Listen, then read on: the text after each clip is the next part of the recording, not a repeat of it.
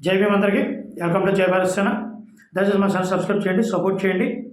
ఇప్పుడు YS Vivekananda Reddy case మళ్ళీ తెరపైకి తీసుకొస్తూ దాంట్లో లాజిక్గా ఇది జగన్కి కానీ వైసీపీ పార్టీకి కానీ సంబంధం లేదు, కావాలనే సునీత ఇలా చేస్తుందని క్రియేట్ చేయడం కోసం మళ్ళీ కొత్తగా కొంతమంది ఉన్నాయి కదా ఛానల్, ఈ ఛానల్ మళ్ళీ ప్రసారం చేయడం మానేసి దీంట్లో ఒక జర్నలిస్ట్ అంటే పేరు జానీ, ఒకసారి చూడండి ఆయన ఏం మాట్లాడుతుందో, తర్వాత మనం మాట్లాడదాం ఏంటన్నది. ఒకసారి చూడండి ఆయన ఏం మాట్లాడుతున్నాడు ఒకసారి.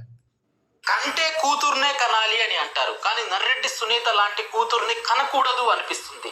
ఎవరైతే తన తండ్రిని దారుణంగా అతి కిరాతకంగా హత్య చేసిన దస్తగిరిపై మర్మాంగాలను కోసి చిత్రహింసలకు గురి చేసి మరీ చంపామని పదే చెప్తున్న దస్తగిరిపై సునీత ప్రేమానురాగాలు చూపిస్తుంది.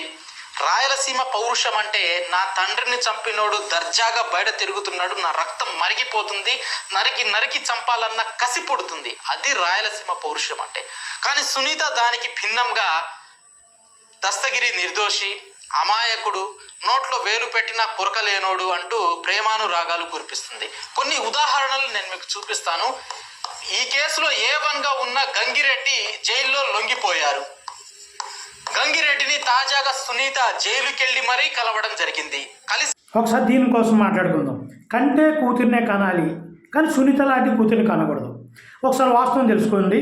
ఇక్కడ సొంత అన్నయ్య అంటే పెదనాన్న కొడుకు, సొంత అన్నయ్య పెదనాన్న కొడుకు ముఖ్యమంత్రి అయ్యుండి తన చిన్నాన్నని ఎవరు చంపారు ఇప్పటికీ తేల్చుకోలేని స్థితిలో, అధికారం వ్యవస్థ అంతా తన చేతిలో ఉండి తన చిన్నాన్ని నీకు పలానా వాళ్ళే చంపారు అని నిరూపించలేని స్థితిలో ఒక కొడుకు ఉన్నప్పుడు ఆ స్థితిలో కూతురు చేస్తుందంటే కంటే కూతుర్ని కనాలి, ఇది మాత్రం వాస్తవం. కానీ సునీత లాంటి కూతుర్ని కనకూడదు. ఫేక్ మీడియా చెప్పే విషయాలు చూడండి. ఇంకోటి, దస్తగిరిని ఈమె సపోర్ట్ చేస్తుంది. చంపి తండ్రిని ఇచ్చలవిడిగా నరికి చేసినటువంటి వ్యక్తిని ఈమె సపోర్ట్ చేస్తుంది. ఎందుకు సపోర్ట్ చేయదు? దస్తగిరి అనే వ్యక్తి సహజంగా మన చూడ ఒక మర్డర్ చేసిన చాలామంది అంటారు, బీహార్ గుండాల్లో లేకపోతే మన రాష్ట్రంలో కొన్ని ప్రాంతాలు ఉన్నాయి, రాయలసీమ ప్రాంతాల్లో, అక్కడ ఒక పలానా కిరాయి గుండాలను పెట్టుకుని మనం చంపేస్తా ప్లాన్ చేసి లేకపోతే చంపించాడు, పలానా వాడు చంపించాడు అని చెప్తున్నారు. అలాగే దస్తగిరి, గంగిరెడ్డి ఇటువంటి వ్యక్తుల్ని చంపడానికి ప్లాన్ చేసిన వాళ్ళు ఎవరు, ఎక్కడ వేశారు, ఏ ఇంట్లో వేశారు, ఎలా వేశారనే సాక్ష్యాధారాలన్నీ సిబిఐ దగ్గర ఉన్నప్పుడు దస్తగిరి దగ్గర ఉన్నటువంటి ఇంకా సాక్ష్యాలు తీసుకోవడానికి అక్కడ ఉన్నటువంటి సిబిఐ కానీ సునీత కానీ ట్రై చేస్తూ దస్తగిరిని ఓన్ చేసుకోవడానికి ప్రయత్నిస్తుంది. ఇప్పుడు చూడండి, సహజంగా ఎవరైనా ఒక వ్యక్తిని కొట్టేసినప్పుడు మిమ్మల్ని నిజంగా మీరే కొట్టారు లేదా ఎవరైనా కొట్టమన్నారా, నిజంగా మీకు ఐడియా వచ్చిందా, ఎవరు కొట్టమన్నాడు చెప్పండి అన్నప్పుడు వాళ్ళు చెప్పారనుకో ఆడ మీద టార్గెట్ పెడతారు తప్ప కొట్టినోడి మీద టార్గెట్ తక్కువ ఉంటుంది, కొట్టించినోడి మీద ఎక్కువ ఉంటుంది. ఇక కొట్టించినోడు ఎవరు అంటే ఏదో నిజాలు దాసే విధానాలు ఉన్నట్టు, అంటే కన్న కూతురిని కూడా తక్కువ చేసి మాట్లాడతాం. తప్పు చేసి కూడా వ్యవస్థ ఫస్ట్ నుంచి ఇదే పరిచయాలను చంపించినప్పుడు అక్కడ మొద్దు సీన్ని సాక్ష్యాధారాలు బయటకు వస్తాయేమని జైల్లోనే చంపించేసి వైఎస్ రాజశేఖర అధికారం ఉండగా నిజంగా అప్పుడు జగన్మోహన్ రెడ్డి మీద కొంతమంది ఏళ్ళు చూపించారు. నా కొడుకు నిజంగా నిర్దోష అయితే నా రోడ్డు మీద ఉరి చేయండి, సిబిఐ ఎంక్వైరీ చేస్తాను అని చెప్పినటువంటి రాజశేఖర రెడ్డి అతను అధికారంలో ఉండగా జైల్లో ఉన్న మొద్దు సీన్ని వాళ్ళని ఎలా చంపేస్తారు? పకడ్బందీగా తీసుకోవాలి కదా, తీసుకోలేదు. మొత్తం సాక్ష్యాధారాలన్నీ స్మార్ట్ చేస్తారనమాట. ఈ విధంగా ఒక ప్రజల్ని తప్పుదో పట్టించే విధానాలు ఇంకేం మాట్లాడుతున్నారో సర్వేనండి. క్షమాపణ రద్దు చేయాలి అని చెప్పేసి వివేక పిఏ కృష్ణారెడ్డి సుప్రీంకోర్టుని ఆశ్రయించారు.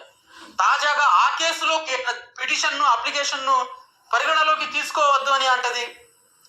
ఏ రకంగా ఈ సంకేతాలు ఇస్తున్నట్లు? అవినాష్ రెడ్డి ముందస్తు బెయిలు కావాలి అని చెప్పేసి సుప్రీంకోర్టుకి వెళ్లడమే ఆలస్యం, మేఘాల మీద సునీత వచ్చి అవినాష్ రెడ్డి బెయిల్ పిటిషన్లో ఇంప్లీడ్ అయ్యే పరిస్థితి ఉంటుంది. దస్తగిరికి బెయిల్ ఇస్తుంటే ఆ బెయిల్ పిటిషన్లో ఎందుకు ఇంప్లీడ్ అవ్వరు? రద్దు చేయాలని కోరినప్పుడు సునీత ఏం చేస్తున్నారు? ఇలాంటి ఎన్నో ఆసక్తికరమైనటువంటి అంశాలు, కీలక అంశాలు సిబిఐ దృష్టి పెట్టడం లేదు. ఇక్కడ ఇదే వ్యవహారం పరిశీలిద్దాము. A1గా గంగిరెడ్డి ఉన్నారు. గంగిరెడ్డితో Are you a parent of a high school student? Avinash రెడ్డిని టార్గెటెడ్గా అవినాష్ రెడ్డిని ఇరికించాలన్న కోణంలోనే నువ్వు కలుస్తావు. నీ తండ్రిని చంపిన వాళ్ళతో నువ్వు చేతులు కలుపుతున్నావంటే నీ టార్గెట్ అవినాష్ రెడ్డి అయినప్పుడు అవినాష్ రెడ్డిని ఇరికించడమే కదా నీ ప్రధాన ధ్యేయము. అయితే అంటే ఇప్పుడు ఆ టైంలో సునీత రాజశేఖర రెడ్డికి వార్నింగ్ ఇచ్చింది ఏమని ఇస్తానండి నమస్తే. అంటే ఇక్కడ ఏం చెప్తున్నారంటే ఇతను అవినాష్ రెడ్డిని ఇరికించడం కోసమే సునీత ప్రయత్నిస్తుందంట. అవినాష్ రెడ్డిని సునీత ఇరికించడం అంటే సిబిఐ దర్యాప్తులో తెలిసింది. ప్రధాన పాత్రధారులు అవినాష్ రెడ్డి, అతని తండ్రి భాస్కర్ రెడ్డి అని. అంటే సిబిఐని సునీత తప్పుదోవ పట్టిస్తుందా? అంటే ఈ జర్నలిస్టు జానీ గారికి ఉన్న తెలివితేటలు సిబిఐకి లేవా?